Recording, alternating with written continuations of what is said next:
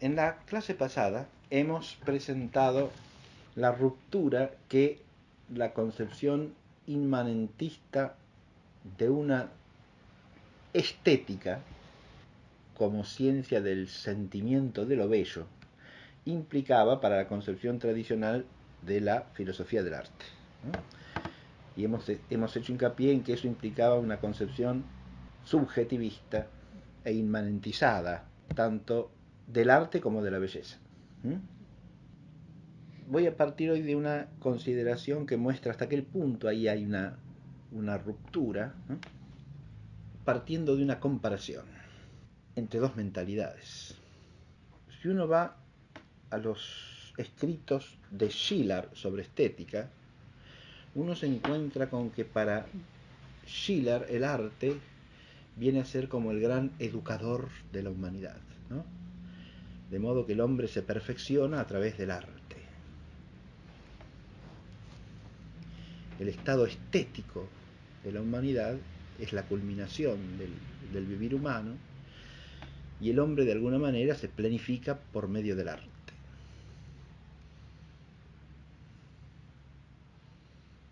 De ahí la idea de una educación estética de la humanidad, ¿no?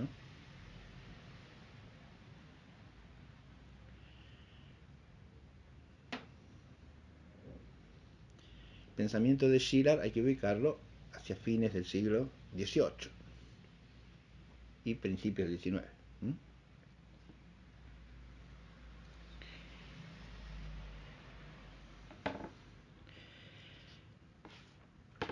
Al comienzo de la obra titulada El burgués gentilhombre, y con esto nos desplazamos un siglo antes, ¿no? Siglo XVII. Molière nos presenta una escena en la cual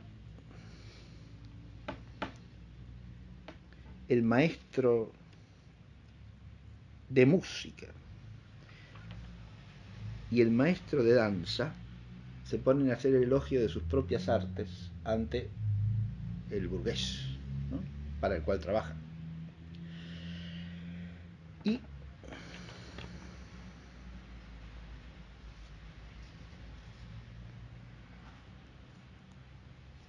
el maestro de música, y esto es muy significativo porque para Schiller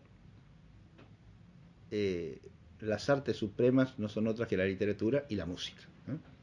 A diferencia de lo que pasa con Kant, Schiller aprecia la música en grado supremo del arte, ¿no? Bien. Y el maestro de música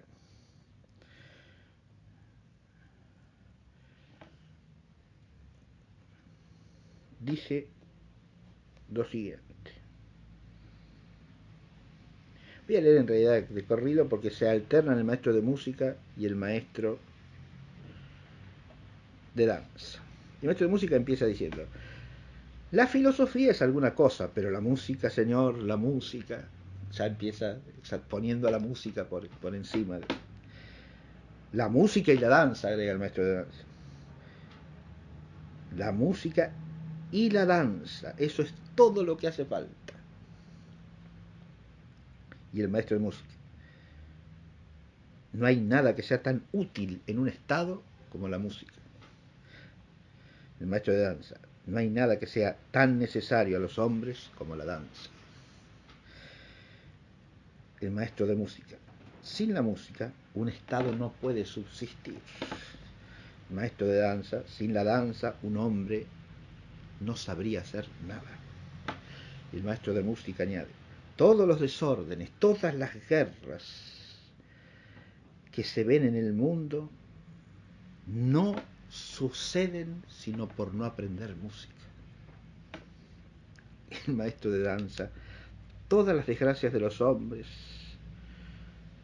todos los reveses funestos de las cuales las historias se encuentran llenas, las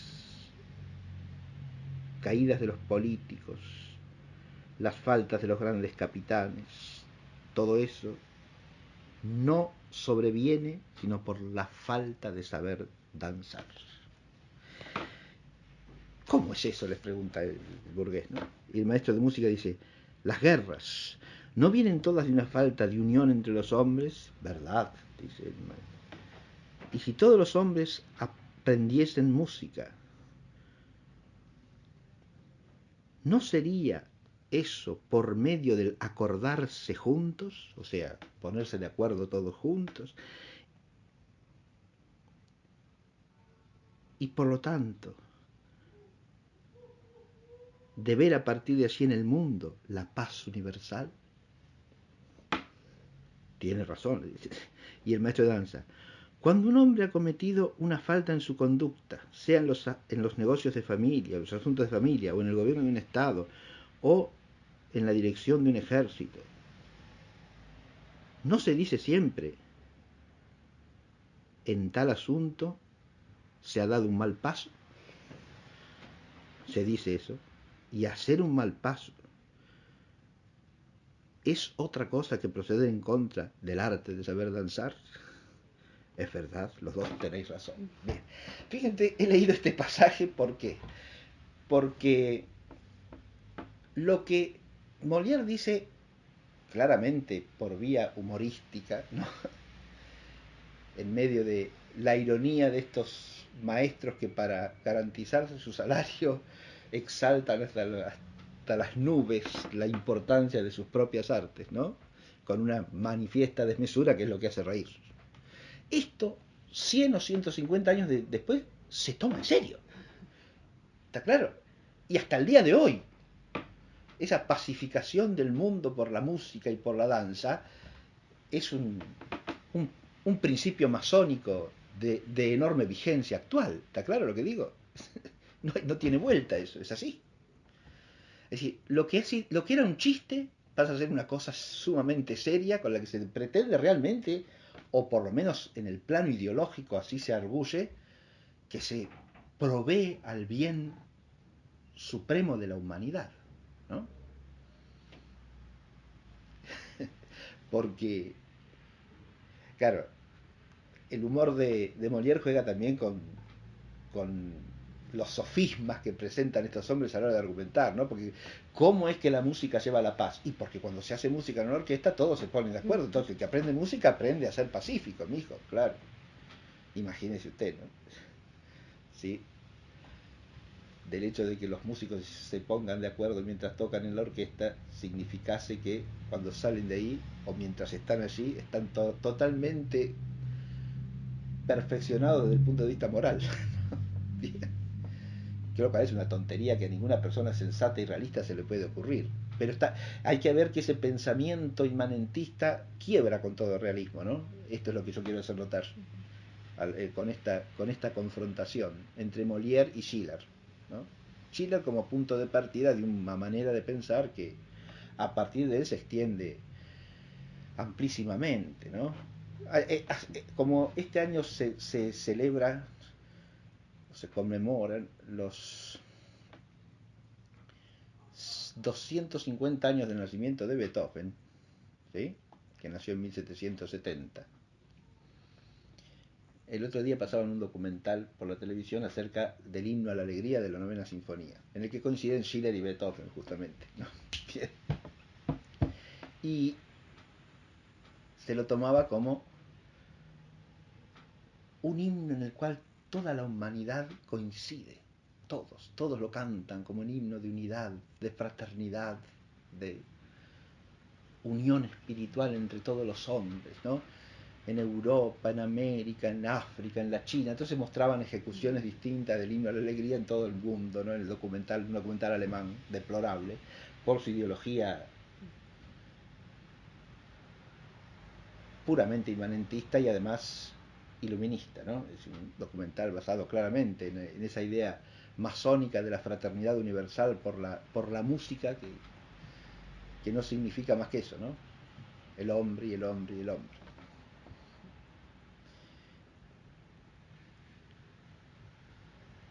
Claro, entre Schiller y Beethoven por un lado y Molière en el otro extremo no pasa mucho tiempo, ¿ven?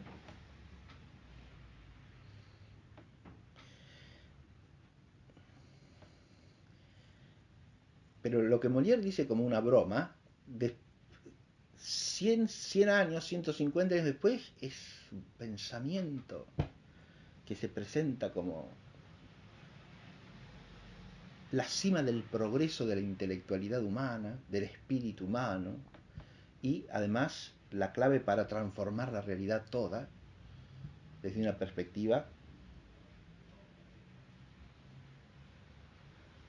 revolucionaria, por cierto, en el sentido inmanentista de la palabra, ¿eh? En la que las cosas que hace el hombre ocupan el lugar de la gracia de Dios, ¿verdad? Ahí está el abismo entre una cosa y la otra, ¿no? Molière piensa en el contexto de la cristiandad, piensa como cristiano, ¿no? Y tiene el realismo propio del cristiano. Y los franceses para los que escribe también. Entonces la idea de que con la música se alcanza la unión entre todos los hombres y la paz, y con la danza se evitan todos los malos pasos, ¿no?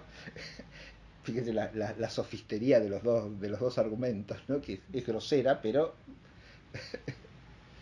hoy día nos encontramos con cosas semejantes, ¿no? Si, eh, el deporte nos hermana a todos porque, claro, nos une en las mismas reglas de juego y todos nos alegramos del juego y estamos todos contentos. Entonces, el deporte nos une, o la música lo mismo, ¿no? Ese tipo de cosas que se dicen, que son falacias monumentales, ¿verdad? Pero eh, Molière escribía para un pueblo cuya salud mental hacía que esas falacias fuesen bromas, ¿no? Eso es lo que quiero destacar. Hay que ver si hoy esto se puede entender bien en todo su aspecto humorístico, ¿no? Y quiénes lo pueden entender, porque hoy día está muy difundida esa otra mentalidad, para la cual las cosas que acá Molière pone en boca de estos dos personajes, ¿no? Con los cuales hace ironía él, pueden resultar sumamente serias, ¿no? Y ah, qué bien, qué bien. Es decir, tomarse en serio esto, que en realidad está dicho por vía humorística. Bien. Entonces, eso muestra que hay allí una ruptura profunda, ¿no? Del espíritu, de la mentalidad, ¿no? Más allá del cambio de objeto formal de la disciplina, que es lo que nosotros estamos presentando en primer plano, y que es lo que nos interesa, ¿no? Y con lo que procuraré terminar hoy, ¿no? De aquí vuelvo al tema central que nos está ocupando, que es cuál es el objeto formal de la filosofía del arte, ¿no?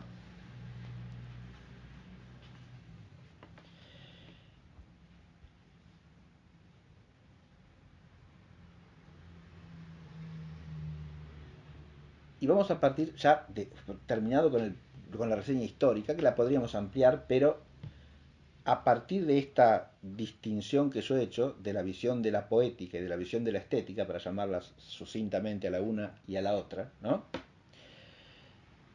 La visión poética es la que viene de la antigüedad clásica y la que desarrolla toda la filosofía tradicional, ¿no? Mientras que la visión estética es la que introduce el siglo XVIII. ¿Mm?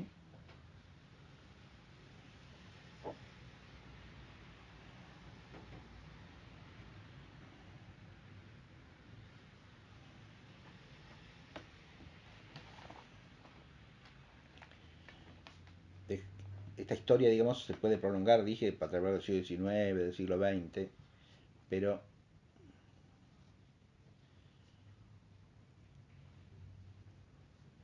lo único que voy a decir es lo siguiente. Como he partido de Kant para presentar la visión esta estética inmanentista, ¿no? A partir de allí,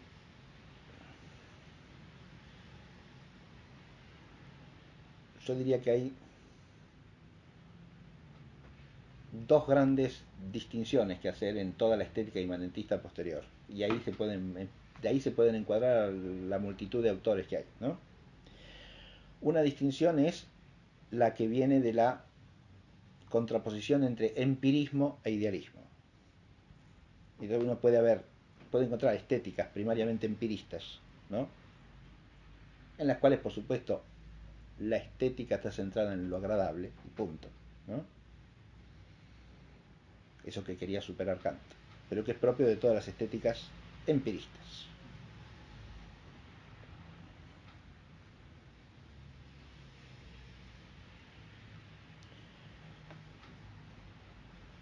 empiristas o también pueden decir materialistas, ¿no? Porque el materialismo y el empirismo van estrechamente ligados, ¿eh?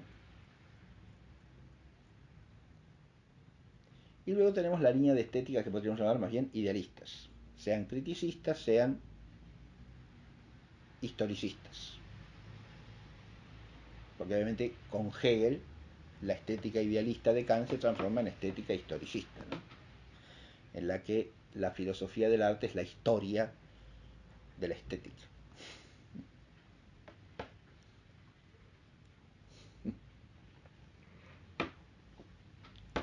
O sea, la historia del en sí del espíritu absoluto, que es el arte en Hegel, ¿verdad? El momento del en sí del espíritu absoluto.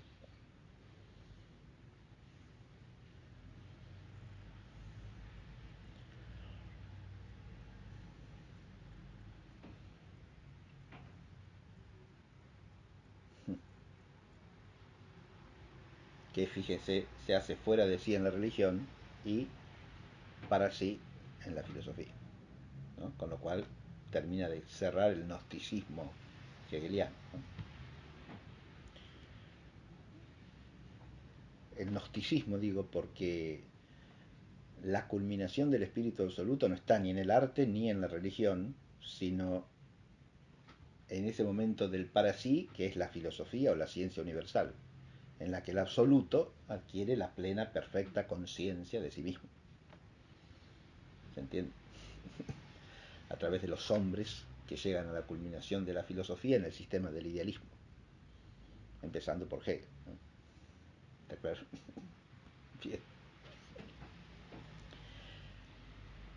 Si nosotros tenemos estas dos líneas, tenemos todas las derivaciones posteriores del empirismo, del positivismo, del utilitarismo del arte, ¿no? Que hacen hincapié en que, más que en lo estético, en lo utilitario. Es decir, porque recuerden que el empirismo, ¿no? No entiende de bienes sino como lo útil y lo deleitable. Y las dos cosas hay que combinarlas entre sí, ¿no?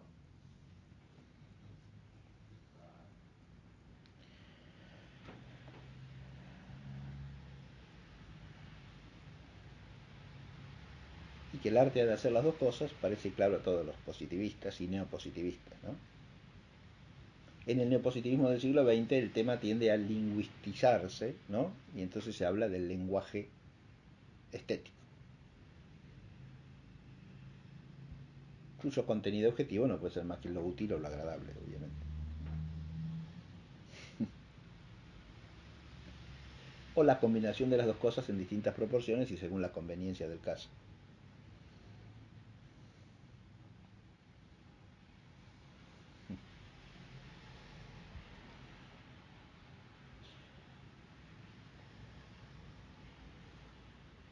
Esa es toda la línea, digamos así, del inmanentismo empirista, utilitarista, pragmatista.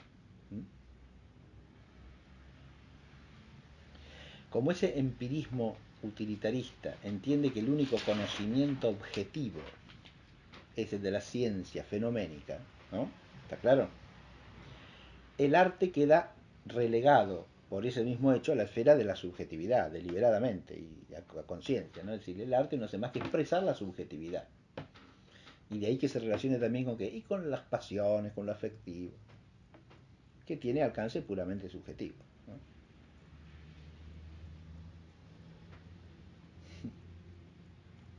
¿Se ve? Subjetividad pasional, utilidad, deleite, eso es lo único que tiene que ver con el arte acá. Es un arte degradado, ¿no? El de toda esa corriente.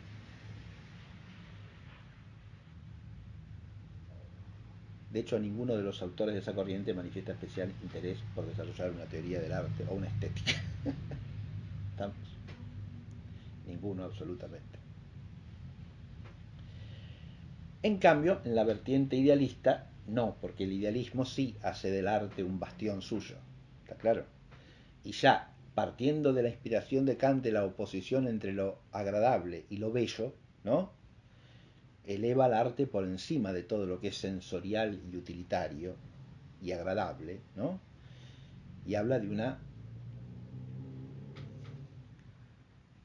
validez universal del arte en la esfera del espíritu, ¿verdad?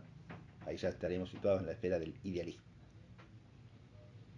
Siempre de manera subjetiva y puramente antropocéntrica, ¿no? Pero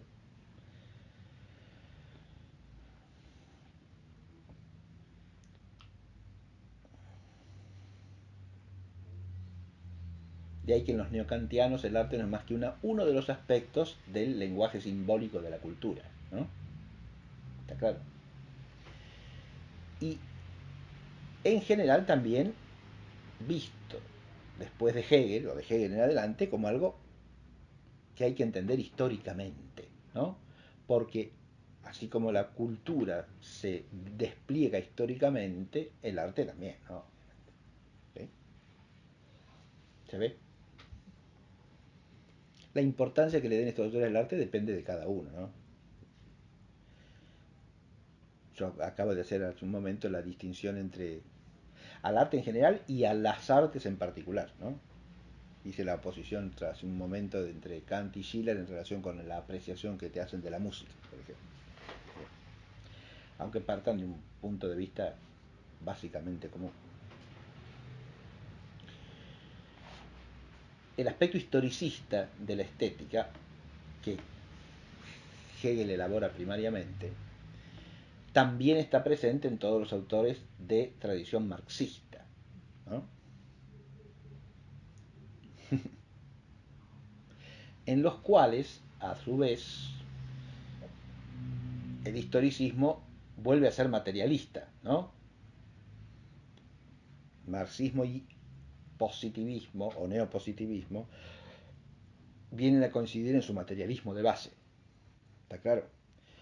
Pero con la diferencia de que el materialismo marxista es radicalmente historicista y además dialéctico en el sentido de la lucha de poder, ¿no?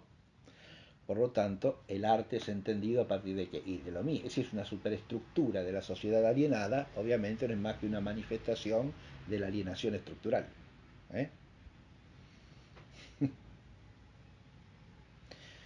De modo que tanto las formas del arte como los contenidos del arte quedan determinados por la alienación.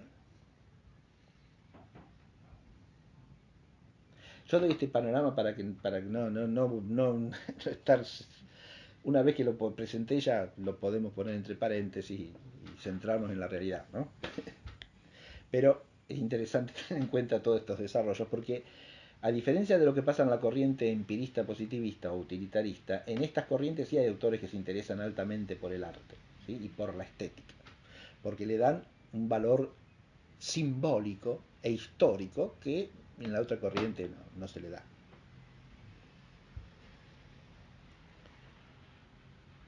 Tiene importancia el arte en la medida en que el arte es una expresión. Y fíjate, esto le da especial importancia para los teóricos marxistas, teórico para decir una palabra, los ideólogos marxistas, le da una especial importancia. ¿Por qué? Porque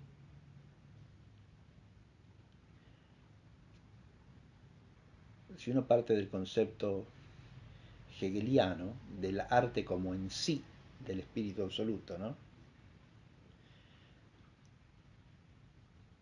Que en Marx, mejor, en Marx del arte no se ocupa nunca, ¿eh? Pero en el marxismo se traduciría en una especie de espontaneidad original de la superestructura alienada.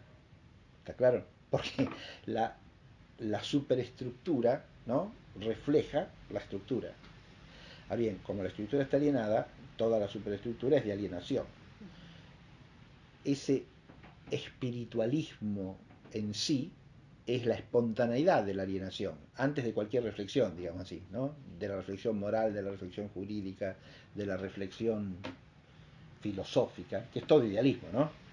Pero el primer idealismo, entre comillas, sería el del arte, ¿no? Y precisamente porque es el más espontáneo y el más sensible, acá reaparece el materialismo, ¿no? El que afecta a los sentidos, es el más popular, ¿no? La alienación popular, de difusión popular por excelencia, es la artística. ¿no? La filosofía llega a pocos, ¿no? El estudio jurídico también, ¿no? Aunque las leyes se aplican a todos. Pero el arte circula entre todos, ¿no? Salvo que es un arte elitista, para consumo de las élites alienadas, ¿no? Que también existe en la historia, según los marxistas. De ahí la contraposición entre arte elitista y arte popular, que va a ser un leitmotiv de las reflexiones estéticas de los marxistas de principios del siglo XX. Por ejemplo, en toda la tradición del marxismo soviético hay un profundo desprecio por el arte abstracto, por ejemplo, ¿no? Porque se lo considera la suprema expresión de la alienación en el arte. El arte abstracto se corresponde con la última fase, la más degradada de la sociedad capitalista, ¿no? El arte socialista es un arte realista, no puede ser otra cosa, ¿no? Porque el pueblo es realista, ¿no? El arte popular es arte realista o no existe. De ahí la prohibición de todas las formas de arte abstracto o de las vanguardias llamadas en Occidente, ¿no? Vanguardias estéticas, de la pintura, de la escultura. Todo eso en la Unión Soviética de Stalin estaba absolutamente prohibido.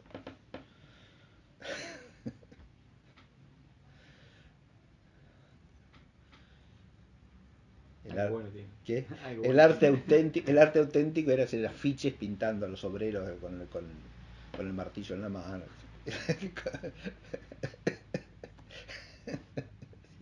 Bien. No exageremos la cosa. Pero Algo bueno tiene. No, vamos a tratar de ver ese problema también. Ese es un problema particular, pero es interesantísimo, ¿no? El tema de la abstracción y del naturalismo en el arte, ¿no? Que es un tema muy interesante que atraviesa todas las formas del arte humano, ¿no? La abstracción, el naturalismo.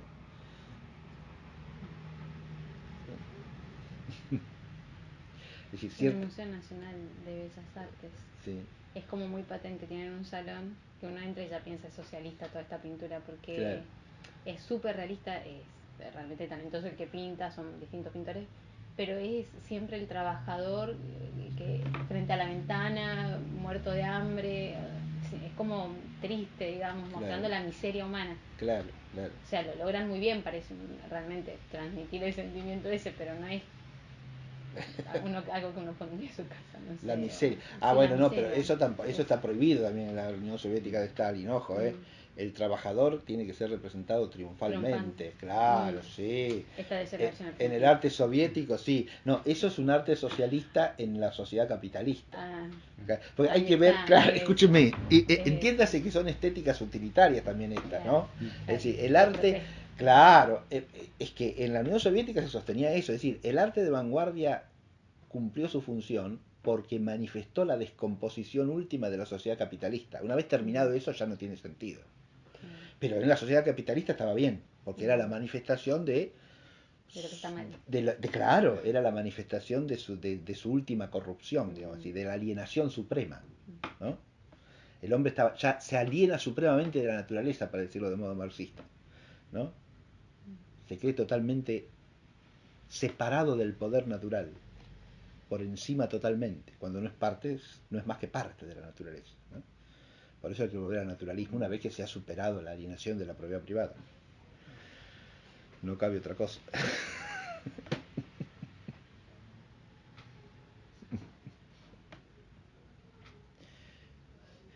Pero lo que importa es que sean estas reflexiones de carácter pragmático, historicista, revolucionario, son siempre absolutamente inmanentistas, ¿se entiende? No hay otra cosa acá, ¿no? Bien. En cambio, los estéticos del neomarxismo europeo, digamos así, como Lukács o la Escuela de Frankfurt, ¿no? Ellos reivindican las vanguardias siempre,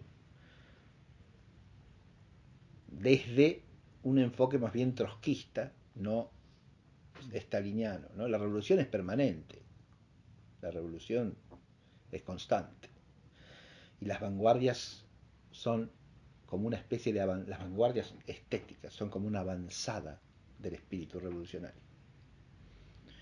porque rompen con las formas establecidas. ¿Está claro? La vanguardia, que sería la innovación, digamos. Claro, la ruptura. La ruptura. La ruptura. La ruptura con el orden establecido. Que es siempre malo, porque es orden capitalista, opresor. Es una manera de sacarse de encima la opresión. También en los países comunistas, digamos.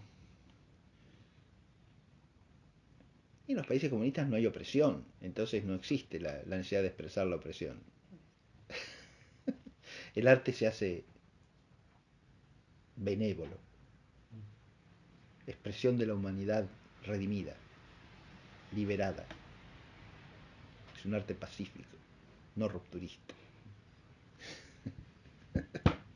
Te estoy diciendo, es un chiste de Molière, pero para los marxistas es en serio, ¿se da cuenta? Sí. Si usted ve cierta filmografía que se hacía en Checoslovaquia, en Polonia, por la fuerza, por supuesto, o en la Unión Soviética, ¿no? Trataban de mostrar eso, ¿no? Es decir, el arte soviético o el arte comunista es un arte donde el hombre aparece como ya liberado, por lo tanto bueno, ¿no? Pacífico, altruista. Se han roto las cadenas de la alienación capitalista y el hombre ya no está sometido a la alienación de la propiedad privada.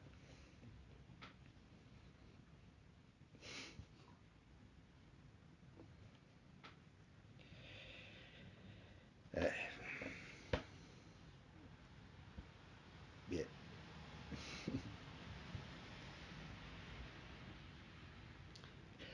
Otro autor que sí voy a nombrar en el terreno de la estética idealista, historicista más que idealista en este caso, es Benedetto Croce. Benedetto Croce. Y después nombro también a los estéticos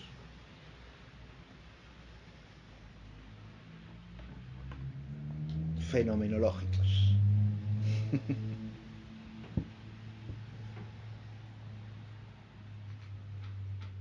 Que a partir del neocantismo, ¿no? Combinando fenomenología y neocantismo, entienden la teoría estética como parte de la teoría de los valores. Así como hay un valor moral, hay un valor estético, ¿no? Que hay que ver dónde se ubica en relación con el valor moral. Nicolai Hartmann lo pone por debajo del valor moral. En cambio, Max Scheler lo pone por encima del valor moral. ¿Te acordás de que... No, es una Sí. tontería igual. Diga, sí. Pero esta mujer que se quejaba en la inmobiliaria porque sus vecinos no respetaban los códigos de ética visual y moral, no sé, ¿te acordás de eso? No, no, es una tontera, pero inventó una abogada Sí. que existían códigos, me hizo acordar los valores estéticos. Estéticos. Ella hablaba de eso. Estéticos Códigos, y éticos. sí, igual Pablo. Claro, valores. Es que la teoría del valor da para muchas cosas, mire, porque el valor es un sucedáneo subjetivista del bien. Ese es el asunto, ¿no? Que puede trascender de la subjetividad individual en cuanto se admita cierta trascendentalidad social del valor, ¿no? ¿Me entiende? Con lo que hacen los neocantianos, ¿no? Bien. Pero eso también existe, ¿no? Scheler, Nicolai Hartmann tiene una estética extensa, pesada, como todos los libros de Hartmann. Que hoy día ya no lee ni estudia a nadie, pobre Hartmann. Pero es mucho más interesante que cosas que se leen hoy día que son aberrantes por donde se las mire, ¿no? Bueno, pero Benedetto Croce sí es un autor que desarrolla mucho el tema de la estética, el italiano, ¿no? Benedetto Croce, lo ubicamos. Principio del siglo XX.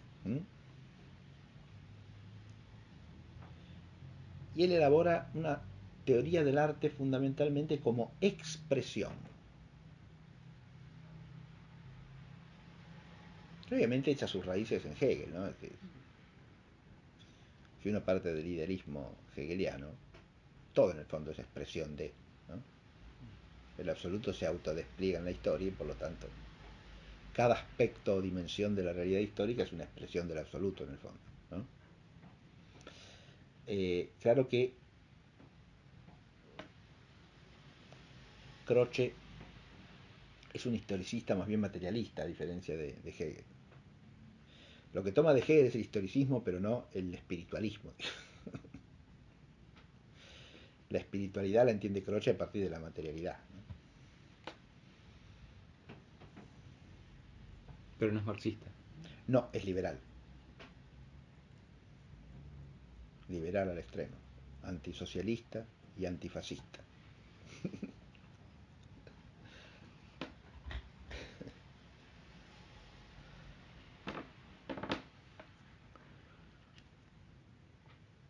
Benedetto Croce. Pero esta teoría del arte como expresión tiene también amplio desarrollo en ciertos autores inmanentistas del siglo XX, ¿no? El arte es expresión. ¿Expresión de qué? Y expresión de la mentalidad del hombre, de la mentalidad cultural, de las concepciones del mundo. Ahí enlaza con el historicismo de Dilthey, ¿no? En todos estos temas hay cuestiones interesantes que se pueden rescatar perfectamente en sentido realista, ¿no? Porque si uno dice el arte expresa la cosmovisión, como dice Dilthey, y sí, obvio, sin duda. Ahora que se lo pueda definir como la expresión de la cosmovisión, a eso ya no. Se entiende el problema, ¿no? Una cosa es que sea uno de los aspectos propios del arte, el expresar la visión de quien es el artista en ciertas artes, ¿no? Hay que ver de qué arte están hablando, porque ese acotamiento del objeto material también es importante visualizarlo en cada caso, ¿no? Cuando estos hablan del arte, ¿de qué hablan? Y siempre de las bellas artes, de las artes superiores. ¿Y qué se quiere decir eso? Bien, bueno. Ahora, esto puede ser un breve panorama, ¿no? Hoy día las corrientes, digamos así, postestructuralistas, que también hablan del arte, ¿no? Lo entienden fundamentalmente a partir de las relaciones de poder, ¿no?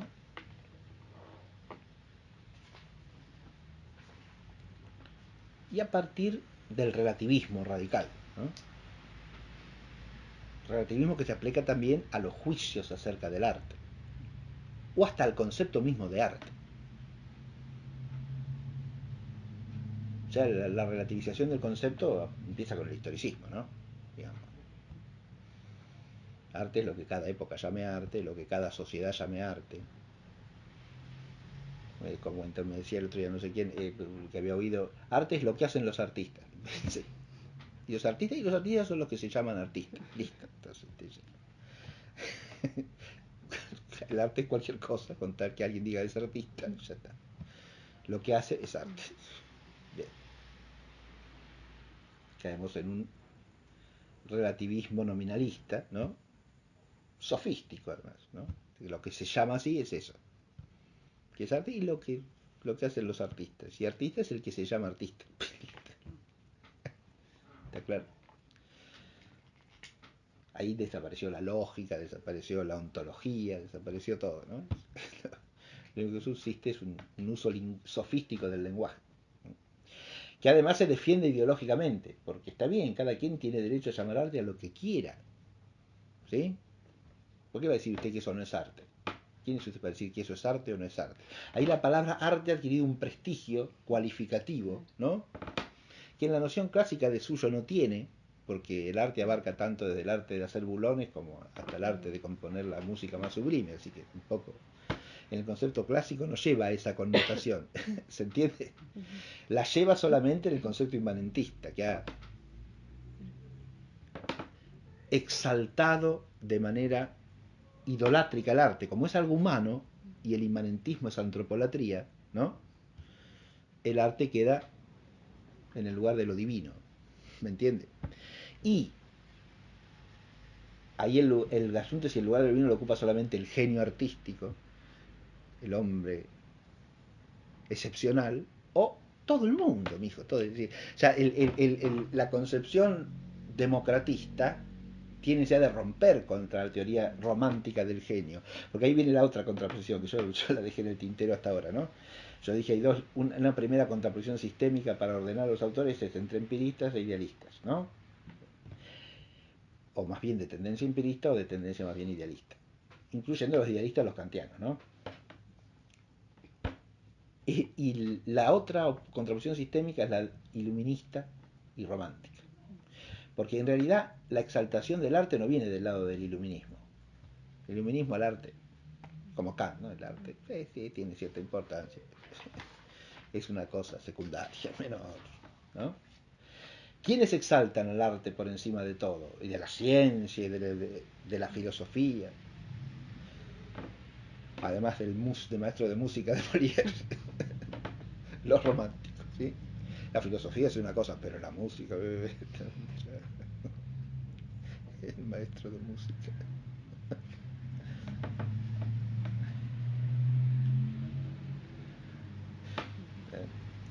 Ahí la filosofía como la más alta música de Platón no está más, ¿no?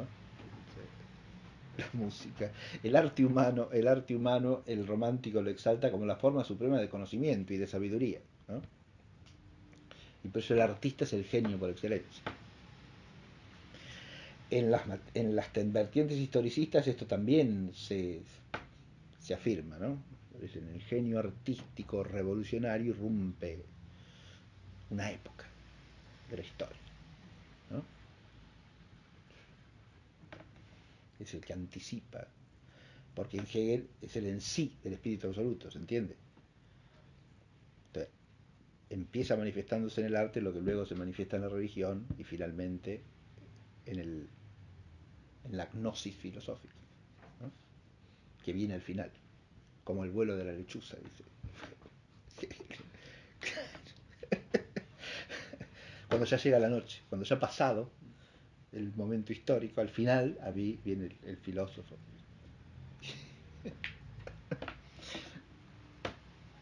Como el vuelo de la lechuza al atardecer. Un poeta. Es poeta, sí, es un poeta. Es un poeta. Lo único que es, porque filósofo es lo que no es. A ver, escribe páginas y páginas. Es un poeta literario, es un autor literario, eso seguro. Sí. Autor de literatura. Bien. Ahora, se puede hacer las dos cosas al mismo tiempo, y bien. Pero Hegel rara vez se pone poético, pero a veces se pone. Sí, sí. Es un suavo con vena poética. Bien. Está claro esto más o menos, ¿no? Pero esa teoría del genio es una teoría elitista en el fondo, ¿no? ¿Se entiende? Es una teoría que repugna al espíritu democrático, a la igualdad y fraternidad de la Revolución Francesa en adelante.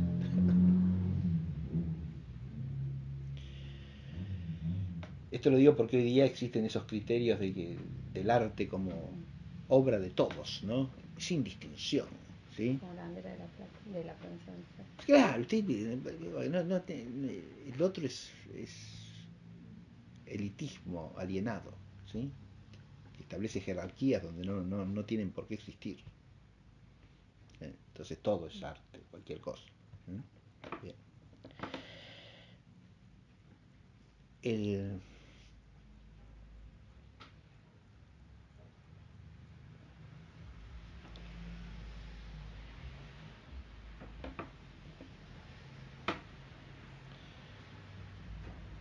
bien. A este tema vamos a volver en otros momentos, pero acá ya queda presentado este panorama. Ahora, desde aquí, volvamos ahora sí objetivamente al problema de cuál es el objeto formal de la filosofía del arte. ¿Eh? Y empezamos por retornar a Aristóteles, ¿no? Que decía que la ciencia puede ser teorética, práctica o poética. ¿Sí?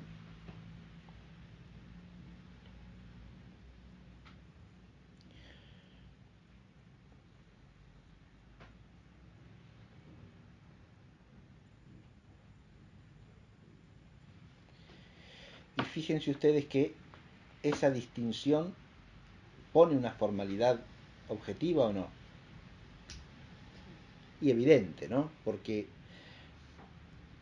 la ciencia teórica es la que versa acerca de lo que es puramente contemplable, ¿no? Y por lo tanto el enfoque formal de la ciencia teórica siempre es el del ser. Puede ser el del ser bajo algún aspecto restringido, del ser en cuanto que es, y tenemos la ciencia teórica suprema, pero siempre nos da el ser, el objeto formal. ¿Se entiende o no? En la ciencia práctica el objeto formal, ¿qué es lo que y por qué viene puesto? No meramente por el ser, porque la ciencia práctica es aquella que versa sobre lo que además de ser contemplable, y lo es en la medida en que es, está claro lo que dije, ¿no? Es contemplable en cuanto que es su ser, ¿no? Y eso es lo que subalterna todas las ciencias prácticas a la ciencia teórica, ¿se ve? Porque la contemplación del ser está presupuesta en una ciencia práctica. Y así usted no puede hacer filosofía moral sin metafísica y sin antropología, ¿no? Porque no entiende de qué está hablando. Usted toma los actos libres y voluntarios del hombre. ¿Cómo entiende lo que es un acto libre y voluntario sin antropología y sin metafísica? Y es imposible, ¿no? ¿Está claro? ¿El objeto formal quod cuál es ahí? Ya vamos a ir a las distinciones. Espere un poquitito. No, pero en la moral decía yo. ¿En la ética? Sí. A ver, Porque ahí parece que es doble. ¿qué cosa? El objeto formal quod, porque si viene de la metafísica y de la antropología. No. El objeto formal no viene de ahí. No. Espere, Manuel. No. El objeto formal viene del carácter práctico. Porque el acto libre y voluntario no es objeto de la moral en cuanto que es. Sí, en cuanto que fue un amor. Ni siquiera le diría yo. Porque eso es un problema metafísico.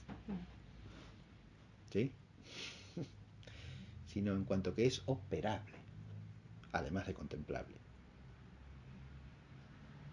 La formalidad de la ciencia práctica está en la operabilidad del objeto. ¿Se ve o no se ve? Ah, claro. Es decir, en la ética contemplamos el acto libre y voluntario, ¿no? Pero no en cuanto que es, sino en cuanto que es operable. Libremente, digamos. Claro. Ujú. Operación. Si no, no sería ciencia práctica. En cuanto estamos llamados a obrarlo. ¿Está claro o no? Si no es eso, ya deja de ser una ciencia práctica.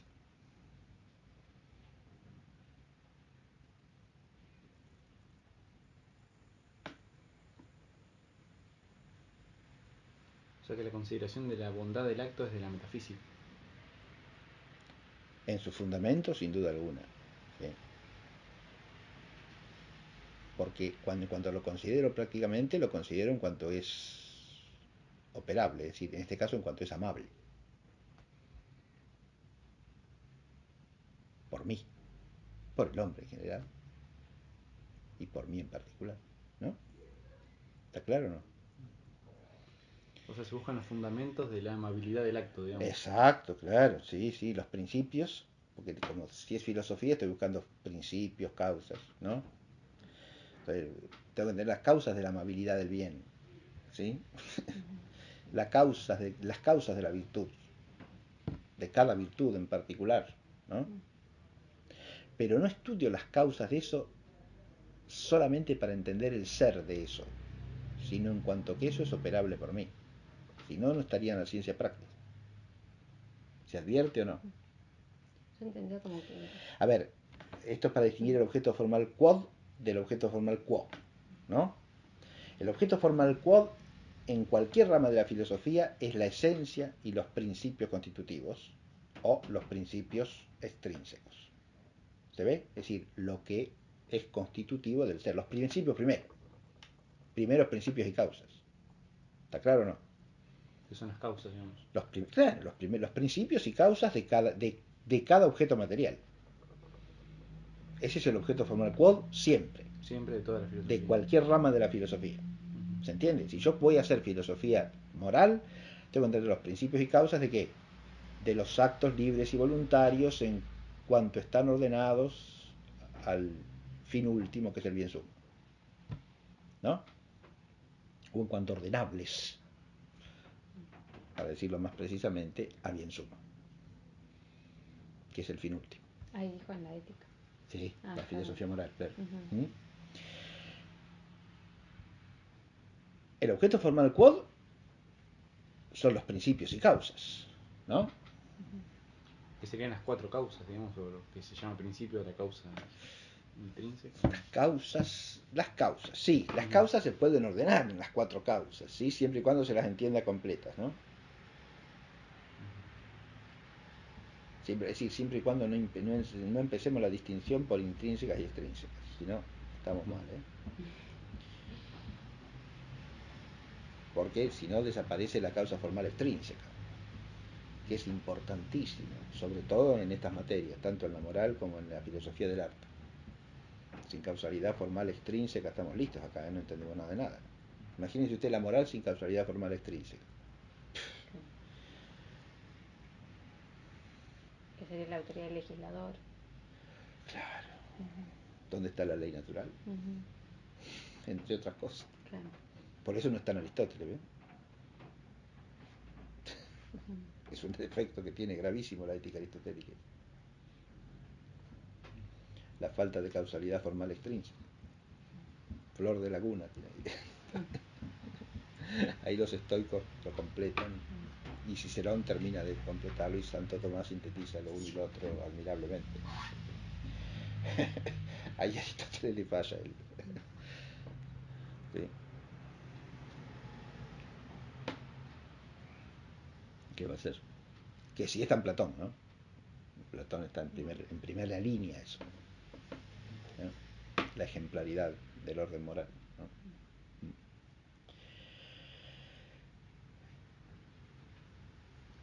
Fíjese que bueno, no vamos a suficiente con eso. Esto es para hacer una analogía nada más, ¿no? El objeto formal quo, ¿por qué viene dado? Precisamente por la perspectiva práctica. Porque esos principios y causas no son los principios y causas de algo meramente contemplable, sino de algo operable además de contemplable, ¿no? O sea, el objeto formal quo está en la razón de operabilidad que tienen esas cosas que contemplan, ¿no? El acto bueno, la virtud, la perfección moral humana, ¿no? ¿Se ve? La bondad moral. Eso en el hombre, además de ser contemplable, es operable o no. Y claro.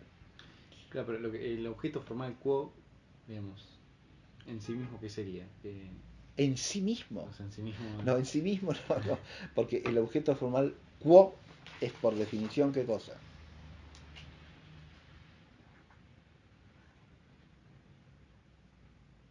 Una relación entre la inteligencia y la cosa que es objeto. ¿Se ve o no se ve?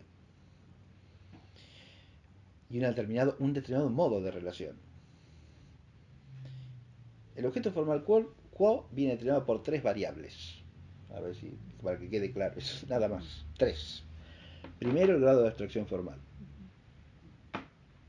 que de nuevo es una relación entre la inteligencia y la cosa que es objeto o no. Claro, porque es la relación de hasta dónde llega la abstracción en la prescindencia de la materialidad. ¿Está claro? Ahí es donde hay grados. Según hasta dónde prescinda la inteligencia de la materialidad, habrá un objeto formal quo u otro. ¿Se ve? El objeto formal quo es algo de la inteligencia en relación con la cosa. Por eso es quo, porque es un objeto formal mediante el cual. No es el objeto formal que se entiende, sino que es un objeto formal mediante el cual se entiende. ¿Sí? ¿Está claro eso o no? El objeto es la ratio formalis qua o sub qua, no la ratio formalis que, para usar el vocabulario escolástico antiguo, ¿no? Es la ratio formalis. Hay una ratio formalis qua intelligitur, una razón formal que es inteligida, que es entendida, ¿no? En la cosa. Ese es el objeto formal quod. Hay una ratio formalis sub qua intelligitur, o qua en ablativo, con A larga. Qua intelligitur, ¿sí? Es la razón formal a través de la cual o mediante la cual es entendida la razón formal que es entendida. ¿Pero hay razón formal? Sí, está usando... ¿Qué es razón formal? Porque está bien, ¿qué quiere decir razón formal? Es, a ver, ratio formalis, ¿qué es esa expresión? ¿De dónde sale eso? Porque ratio en latín escolástico traduce logos, ¿sí? ¿Está claro?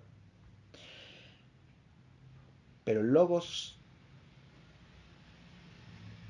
está en dos extremos, ¿no? El logos en la cosa, ¿qué es? La esencia, la cuididad. El logos en la inteligencia es el verbo mental, el concepto, ¿no? Que es la presencia de la determinación de la cosa en la inteligencia, ¿no?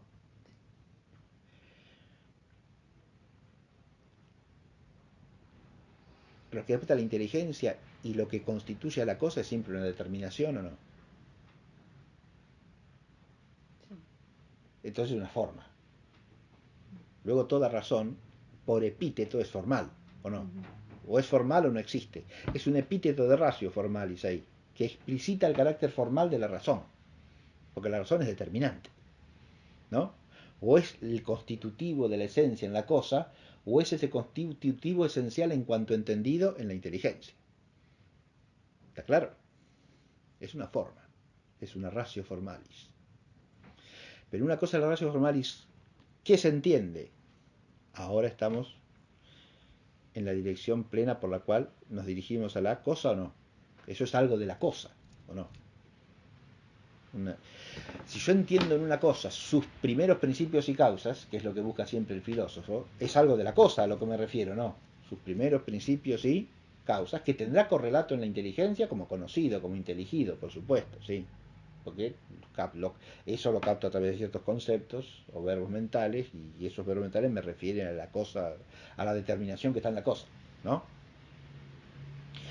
Cuando hablamos del objeto formal quo, hablamos de qué tipo de conceptos o qué tipo de acto de la inteligencia es el que va necesitado o requerido por ese objeto formal quod. Porque los dos objetos formales son correlativos entre sí, no se da el uno sin el otro, ¿eh? ¿Se entiende?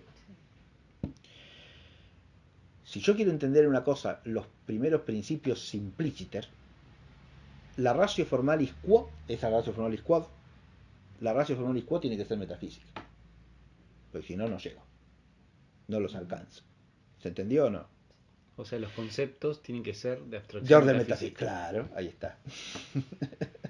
¿Se ve? Y eso es el objeto formal quo. Sí, es como todas las cosas. Una cosa es usar el término y otra cosa es entender lo que significa, ¿no? Pero uno en filosofía tiene que procurar hacer esto segundo, porque si no, si usa las palabras nomás, pero sin saber lo que significa, estamos siempre en la nebulosa. ¿Sí? Expresiones que se usan, se repiten, son cómodas hasta cierto punto, pero no se entiende nunca de qué se está hablando, ¿no? ¿Se ve? Pero esta doctrina del objeto formal quo presupone la de los grados de abstracción, digamos. Espere. Sí, sí, pero no solamente. Porque la única variable en el quo no es el grado de abstracción formal.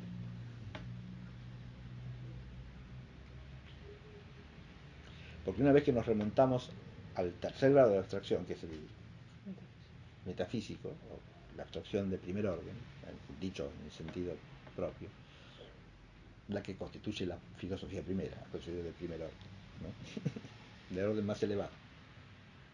Ahí surge una nueva variable. No es ya el grado de abstracción, sino la intentio formalis intelligencia, la intención formal de la inteligencia. O es de primera o es de segunda intención. ¿Sí? O sea, directo o reflejo. Y eso es una formalidad quo distinta. ¿Se advierte? ¿Por qué? Porque una cosa es la intención directa, el ente en cuanto que es, y otra cosa es la dirección refleja, el ente en cuanto que es inteligido o inteligible. ¿Está claro? O el ente en cuanto es amable. Ahí ya me he vuelto a la operación del espíritu sobre el ser. ¿Sí? Es el espíritu reflejo. No directamente orientado hacia las cosas en general, sino vuelto sobre su propia operación. ¿Se ve o no se ve? En cuanto a espíritu. Sí, sin duda. El único que puede reflexionar es el espíritu. Lo bueno sería una reflexión en cuanto a hombre, por ejemplo. No, es solamente de... La reflexión es propia del espíritu. ¿Sí? No, eso no tiene... Porque eso la inteligencia es potencia propiamente reflexiva. Y la voluntad con ella, ¿no? Aunque la reflexividad de la voluntad es en virtud de la inteligencia, no per se. ¿Está claro? Sin embargo, la voluntad tiene reflexividad propia por ser potencia espiritual, ¿no? Así como puede haber inteligencia de la inteligencia, puede haber voluntad de la voluntad, digamos, ¿no? ¿Qué quiere decir eso? Un querer del bien que es la voluntad, ¿no? Que en el fondo es querer que la voluntad sea buena, ¿no? ¿Está claro? Querer la bondad de la voluntad misma. Pero ahí lo hace igualmente ese acto de inteligencia, que es la que No, el querer del bien, del bien que es la voluntad, lo hace la voluntad. Sí. Pero siempre mediada por la inteligencia, porque no hay operación de la voluntad, claro, sino operación intelectual previa. ¿Está claro? Claro. Eso siempre. Por eso dije, lo es derivada de la reflexividad perfecta que tiene la inteligencia, ¿no?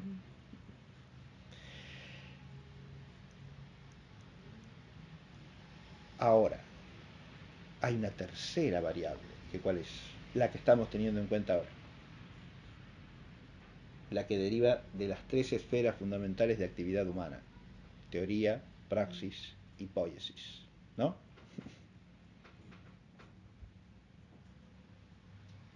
¿Y por qué? ¿Y por esto distingue a la inteligencia en sí misma también o no?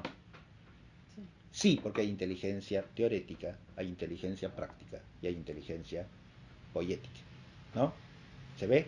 Sí. En el objeto formal quo de las ciencias teoréticas interviene la inteligencia solo en cuanto que teorética, ¿no?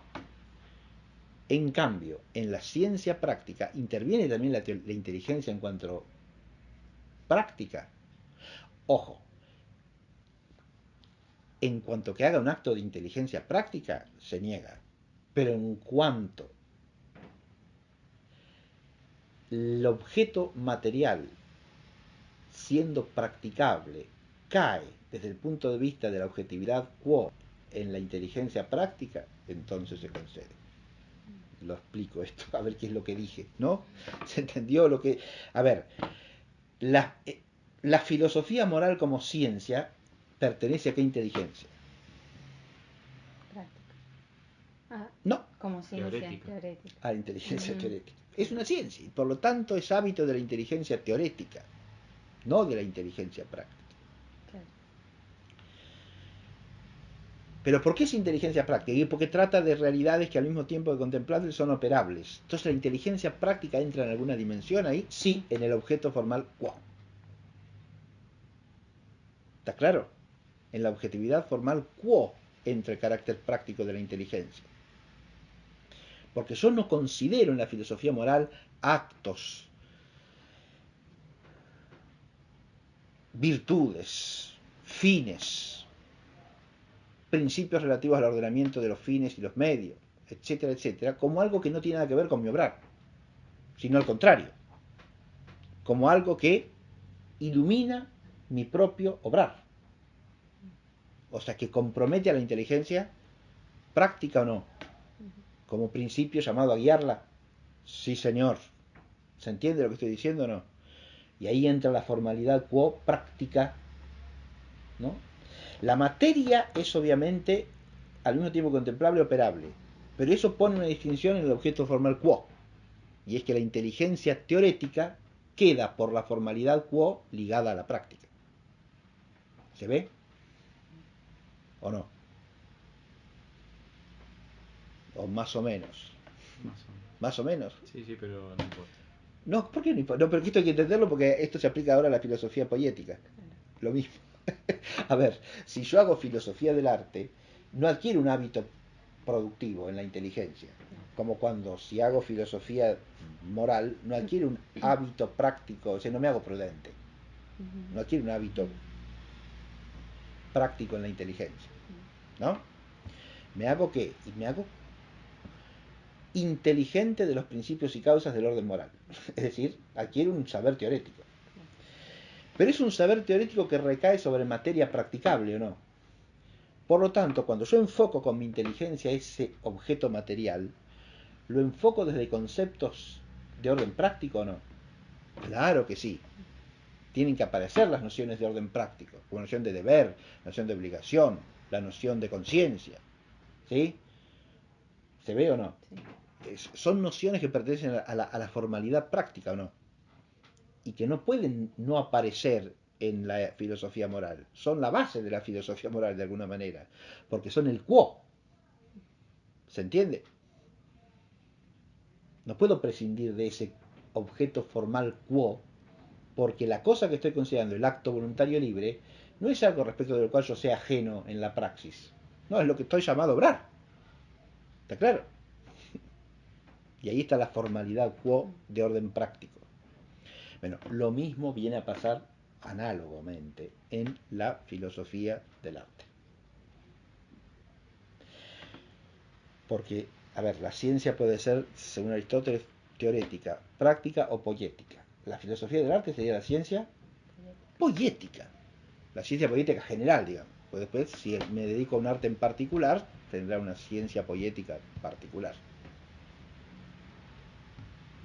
Así, la filosofía de la arquitectura, la filosofía de la música, la filosofía de la poesía, la filosofía del arte pictórica, la filosofía del arte naval, la filosofía del arte, la naval puede ser ambiguo, perdón, del arte de construcción de navíos, o del arte de navegar, o del arte de nadar. Ahí le vi un libro, no sé, que lo vi el otro día. Entonces, ahí tiene un tratado poético sobre la natación. Entonces, él es un tratado poético. ¿Sí? Sobre el arte de nadar, ¿no? Bien. Usted puede hablar, sobre el arte de danzar, para que no se enoje el maestro de danza, ¿no? Teoría del arte de la danza. Allá en el seminario hay un libro impresionante sobre el arte de la danza, de poética de la danza, ¿no? Se ha escrito de todas estas artes que estoy diciendo, ojo, no estoy hablando macana. Estoy diciendo que del arte de la agricultura, ¿sí? De re agrícola. Eso ya los romanos escribían de eso, ¿eh? De re agrícola.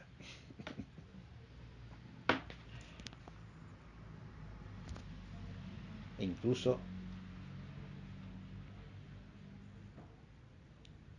eso también a nivel teológico existe, ¿no? Tratados del arte, supongamos, del arte de celebrar la liturgia, ¿no? O del arte de la música sacra. Claro. Fíjese que eso pertenece a la teología porque no bastan principios de orden filosófico para esas artes. Porque su ser no es algo que esté al alcance de la razón natural. Es un ser de orden sobrenatural. Incluye lo natural, pero lo trasciende. Entonces, el que escriba sobre esas artes tiene que escribir desde principios teológicos. ¿Cómo entender usted el arte de celebrar la liturgia si no parte del misterio de la encarnación y del misterio de la redención obrada por Cristo con su pasión, muerte y resurrección? Y no se entiende nada. ¿De qué va a hablar? ¿Cómo va a hablar del arte de celebrar la liturgia si no parte de allí? Imposible, ¿no? Imposible. Si no parte del misterio del Verbo encarnado y redentor, ¿cómo habla de la liturgia? No puede hablar ni una palabra, hablar de cualquier otra cosa, ¿sí? Luego, si se habla de la música en la celebración de la misa, y a la gente le gusta o no le gusta, pero ¿qué le importa si a la gente le gusta o no le gusta, mijo? Si la gente se siente expresado o no se siente expresado, ¿qué tiene que ver eso con la liturgia? Nada. Porque, escúcheme, si usted parte de si eso que oyen les resulta agradable o desagradable, estamos en pleno subjetivismo empirista de la más baja laya, ¿no? ¿Está claro? O si parte de la consideración utilitaria de si la gente viene o no viene según si que se toque o no se toque el tambor, qué sé yo, es un utilitarismo barato, de nuevo, ¿qué consideración litúrgica es esa? Ninguna. Ahí no se habla de música litúrgica, se habla de cualquier cháchara, ¿sí? Pero no de música litúrgica. El ejemplo sirve para ilustrar una cuestión que si yo quiero hablar de un arte, debo partir de los principios que hacen al ser de la cosa o no. Siempre, como en la moral, lo mismo, ¿no? Sin el fundamento óntico no hay ciencia alguna, ni en el orden práctico ni en el orden poético. Eso no es el objeto formal. O mejor dicho, ese es el objeto formal de la filosofía como filosofía, pero no de la filosofía poética en particular. ¿Está claro? Como la filosofía es ciencia de los primeros principios y causas, hasta que no llegamos al orden del ser, no llegamos a los primeros principios y causas que lo son simpliciter, porque todo otro principio o causa primero lo es secundum quid, o sea, en un orden parcial. ¿Está claro o no? Si yo hablo de los principios de la filosofía natural, afectan a ciertos entes, no a todos los entes. ¿Está claro? Si yo hablo de los principios de la antropología, y afectan al ser humano, no a todos los entes. Pero ahí no se tiene que llegar al grado de abstracción metafísica, aunque sea filosofía natural, para que sea filosofía. Ah, bueno, ahí hay un problema. Siempre que lleguemos a principios primeros y causas primeras de algún orden, estamos haciendo filosofía. Claro, ahí sí vemos las 4 causas, por ejemplo.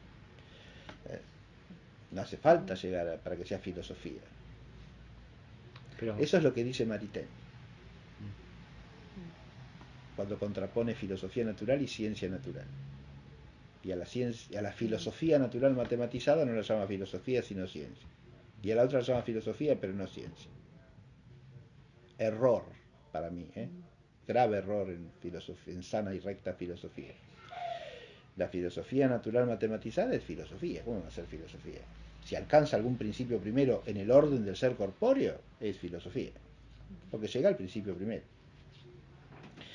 Y que los conceptos de masa, de fuerza, son primeros en el orden del ser corpóreo visualizado matemáticamente, ahí tiene el objeto formal quo. Son primeros, hay principios primeros ahí. Ahora, que si usted quiere encontrar el fundamento de esos principios primeros, tiene que ir más allá. Y claro, más allá por el grado de abstracción. entonces no son primeros. No son primeros implícitos, son primeros secundum quid. Parece así. Pero lo mismo vale para los principios primeros de la moral. Hay que hacer el bien y evitar el mal, es un principio moral de orden práctico. Pero ¿y por qué? Es un principio moral de orden, claro, no es filosófico ese, ¿no? Ese es prefilosófico. Pero en la filosofía, ¿lo recibo o no? Claro, pero eso sería de la razón práctica, ¿o no? Es un principio de la razón práctica, enunciado así. Ahora, en filosofía, ¿qué digo? Que el objeto formal de la voluntad es el bien. ¿Sí? ¿Y por qué? Si yo quiero entender el porqué de eso, o puedo decir, el hombre tiene que cumplir con sus obligaciones. ¿Sí? ¿Bien? ¿Por qué es así? Una cosa es entender, por ejemplo, en la esfera de la racionalidad práctica en cuanto a práctica, que hay un principio, y otra cosa es la razón metafísica del principio. Pero el principio, entendido en su tenor propiamente moral, es principio aunque yo no entienda la razón metafísica de que lo sea. ¿Está claro o no? Si yo le digo, supongamos que es un... Para volver... ¿Qué principio de la filosofía? Vamos a completar la analogía para que se entienda, ¿no?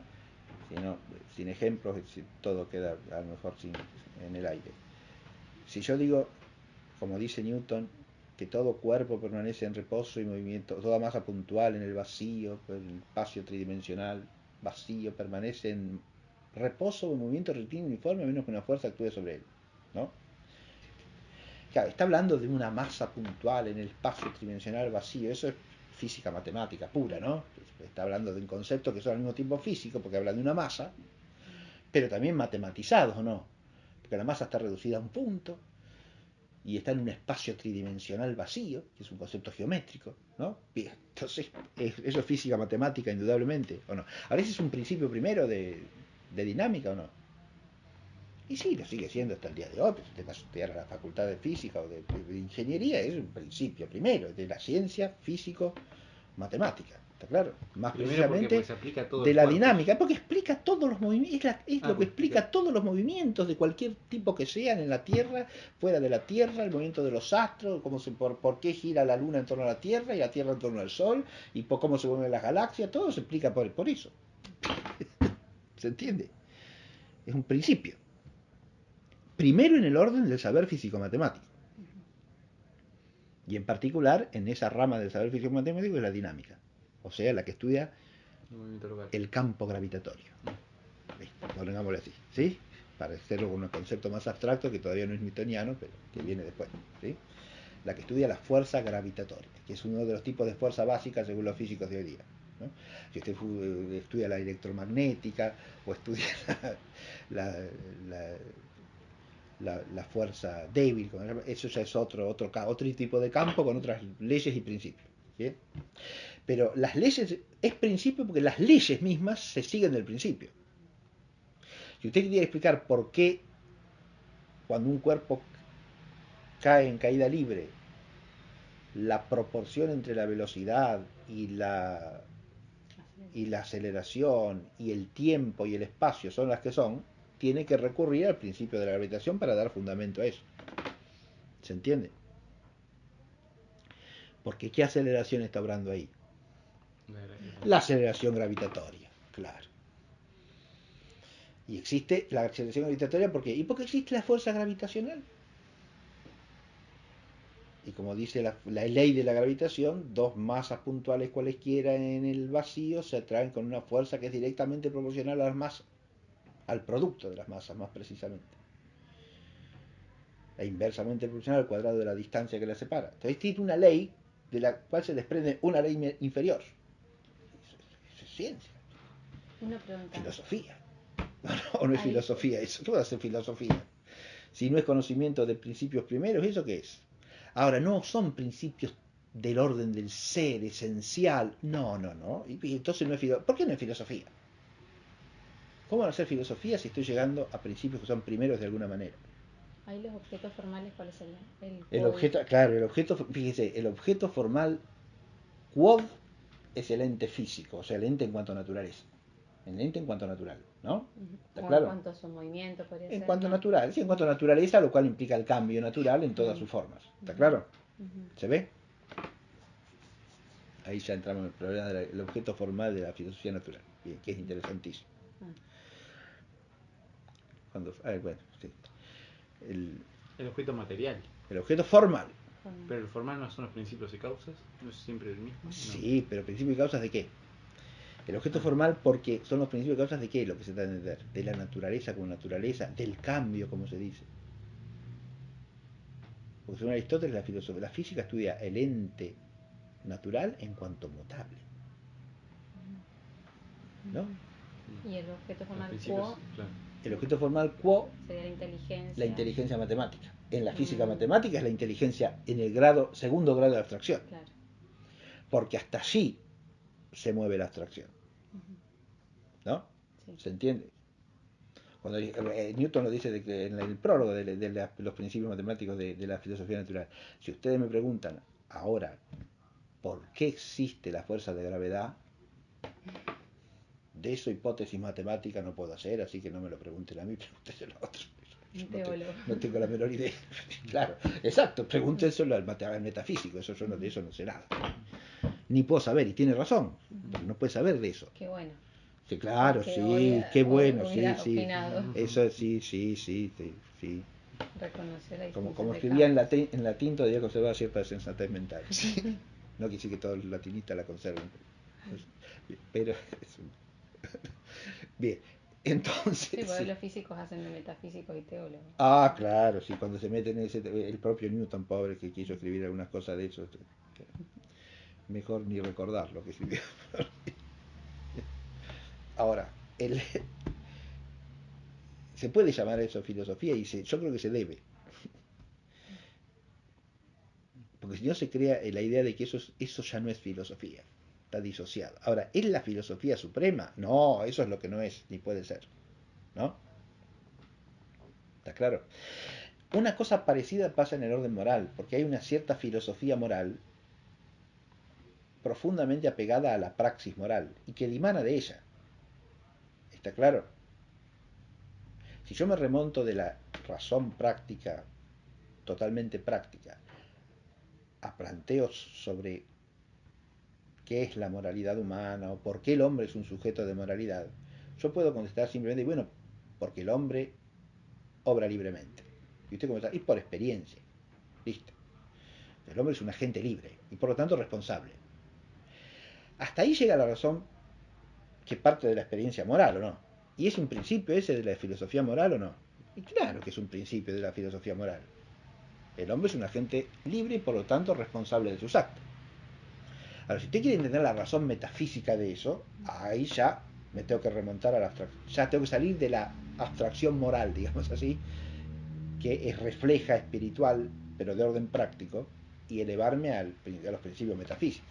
Y esa inteligencia es de primer grado de abstracción. Sí, es del grado supremo de abstracción, digamos. No, perdón, ¿Cuál? la inteligencia moral o práctica. Yo le diría que es del primer grado. Siendo el tercero el metafísico. Claro, más o menos, sí. A ver, del primer grado que se refiere al físico, Claro. Ahí habría que distinguir. Si físico incluye tanto la experiencia de lo corpóreo como la experiencia interior del espíritu humano, entonces sí. Si no, no. ¿Está claro? Si no, habría que admitir una abstracción que es propia de la esfera del espíritu, ¿no? Llamemos la abstracción intelectual, moral o como usted quiera, que ya es de carácter reflejo, fíjese. Claro. Porque implica que la inteligencia se vuelve sobre la propia actividad del espíritu y abstrae a partir de la experiencia que tiene de sus propios actos, que no son de orden material, ¿no? Si no parte de la percepción sensible esa abstracción, parte de actos que son interiores. ¿Se ve lo que digo o no? Sí. Porque no es una experiencia mediada por los sentidos eso. Ahora, pero siempre obramos... si el primer grado de abstracción se entiende a la abstracción que parte de lo dado a la experiencia, si se define así, es del primer grado, está bien. ¿Se ve? Y es lo que hay que hacer, profesor. Entonces el primer grado es físico y es antropológico, claro, a la vez, ¿no? Tiene dos niveles, digamos así, que hay que incluir dentro de la experiencia. Porque directamente no procede de la experiencia sensorial. Que la experiencia sensorial sea necesaria para que se actualice primariamente la inteligencia, y a su vez esa inteligencia así actualizada pueda volverse sobre sí, es una cosa. Ahora, que las nociones de, por ejemplo, conciencia, responsabilidad, libertad, las forme partiendo de un dato sensible, eso no. ¿Se da cuenta? Porque, ¿por qué dato sensible frente a la noción de conciencia? O la propia noción de inteligencia. ¿Se da cuenta? No es a partir de un dato sensible. Y la doctrina del objeto formal quo demás, eso es metafísica. Sin duda, metafísica refleja, si estamos hablando de la inteligencia. ¿Sí? Esa no pare... Mire, lo que suele llamarse nociología no es sino metafísica en el fondo, ¿sí? O no es nada. Porque... A lo otro que puede caber en la llamada nociología es antropología. Cuando usted hace una psicología de los actos de la inteligencia, de la voluntad, eso pertenece a la antropología, obviamente, ¿no? ¿Se entiende? Ahora, si está hablando del alcance de la inteligencia, del objeto formal de la inteligencia, eso es metafísica pura. Metafísica refleja, pero metafísica. ¿Sí? Claro, esta doctrina de la distinción de las ciencias por los objetos, ¿no? Sí. Eso, quién lo trata, profesor? Así. Los escolásticos desarrollaron eso, y nadie más. Sí, hoy en día creo que no. Hoy día se ríe la gente de eso. Usted no empieza a hablar del objeto. Y total confunden todo, ni siquiera da lo mismo, no distinguen una disciplina de otra ni agarrote, ¿qué va a ser? Pero eso no se acuerda en qué obra, Imagínese, ¿no? ¿en qué obras? Sí. Y a ver, Santo Tomás en el De Veritate trata de eso ampliamente, por ejemplo, ¿sí? ¿Sí?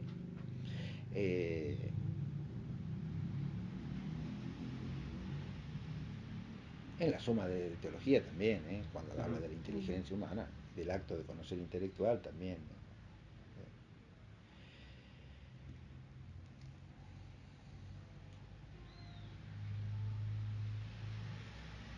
Suárez debe tratarlo también. Suárez también, claro que sí, sí, sí, sí, sí. Y en el de ánima. En el de ánima está. También, claro, sí. Es un tema que a mí particularmente me cuesta. Ah, bueno, está bien, está bien, está bien. Y mire que lo he escuchado varias veces, pero... No, es que no es un tema fácil. Es un tema difícil, lógico, es un tema arduo. Todas las cuestiones, es decir, la metafísica, si uno dice que la metafísica es fácil, porque nunca se puso a estudiar seriamente, que esta física, ¿qué va a ser? Las simplificaciones gruesas de la metafísica suelen inducir error. Ese es un problema enorme, La metafísica o se la estudia en profundidad o a veces yo diría es casi mejor que no se la estudie, porque hay ciertos manuales de metafísica que dan pena, ¿no? Porque, claro, en la ciencia más elevada de todas, usted tiene que tener el máximo cuidado, porque como dicen los demás, cuanto más elevado y primero sea un principio, el error en ese principio es peor, ¿no? Porque de eso depende todo. Entonces, cuando usted, claro, pero al mismo tiempo hay que tener en cuenta que cuanto más se eleva en la abstracción, más arduo es el objeto, no en sí, sino en relación a nosotros, ¿no? En sí mismo es más inteligible. Ahora, en relación a nosotros es más difícil. Los grados de abstracción formal es una doctrina fundamental para entender cómo la inteligencia va progresivamente separándose de la materialidad, ¿no? Es una doctrina que ya está en germen en Platón y Aristóteles la propone a su manera y los escolásticos la sistematizan, porque en Aristóteles va a encontrar usted el concepto de grado de abstracción formal. No está en Aristóteles. Aristóteles habla de las tres ciencias teoréticas, ¿no? La que trata de lo que ni se piensa ni se da separado. La que trata de lo que no se da separado, pero se piensa como separado, y la que trata de lo que se da y se piensa separado. Listo. Aristóteles no le pida más que eso porque no hay más. En Aristóteles, como fundamento de la doctrina de grado de abstracción formal, no hay más que eso. Los grados de abstracción formal son una doctrina escolástica también, que se desarrolla entre los siglos XII y XIII. ¿Sí? Y después los escolásticos posteriores la van afinando, la van Juan de Santo Tomás la trata también ampliamente.